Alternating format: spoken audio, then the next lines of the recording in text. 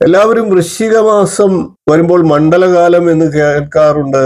എന്താണ് മണ്ഡലകാലം എന്നുള്ളതാണ് അടുത്ത അറിവ്. 3 പക്ഷങ്ങൾ അടങ്ങിയതാണ് ഒരു മണ്ഡലം. ഒരു പക്ഷം എന്നുള്ളത് 15 ദിവസമാണ്. നാം ഏവരും കറുത്ത പക്ഷം, വെളുത്ത പക്ഷം എന്നൊക്കെ കേട്ടിട്ടുണ്ടാകും.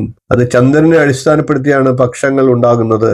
പ്രഥമം മുതൽ അമാവാസി വരെയും അതിനുശേഷം വീണ്ടും പ്രഥമ മുതൽ പൗർണമി വരെയും അങ്ങനെ കറുത്ത പക്ഷവും വെളുത്ത പക്ഷവും മാറി മാറി വരുന്നു. ഇത്തരത്തിൽ 3 പക്ഷങ്ങൾ അടങ്ങിയതാണ് ഒരു മണ്ഡലം എന്നുള്ളത്. അങ്ങനെ വരുമ്പോൾ അത് 45 ദിവസമാണ് എന്ന് കണക്കാക്കേണ്ടിയിരിക്കുന്നു. എന്നാൽ മണ്ഡലം എന്നുള്ളത് 41 ദിവസമായും നമ്മളുടെ ഗ്രന്ഥങ്ങൾ പറയുന്നുണ്ട്. ചില ഗ്രന്ഥങ്ങളിലൊക്കെ അത് 41, 45, 48 എന്നീ വ്യത്യസ്തമായിട്ടുള്ള കണക്കുകളിലാണ് പറയുന്നത്. ഇപ്പോൾ പൊതുവെ മണ്ഡലകാലം എന്നുള്ളത് 41 ദിവസം എന്നുള്ള രീതിയിലാണ് എടുക്കുന്നത്.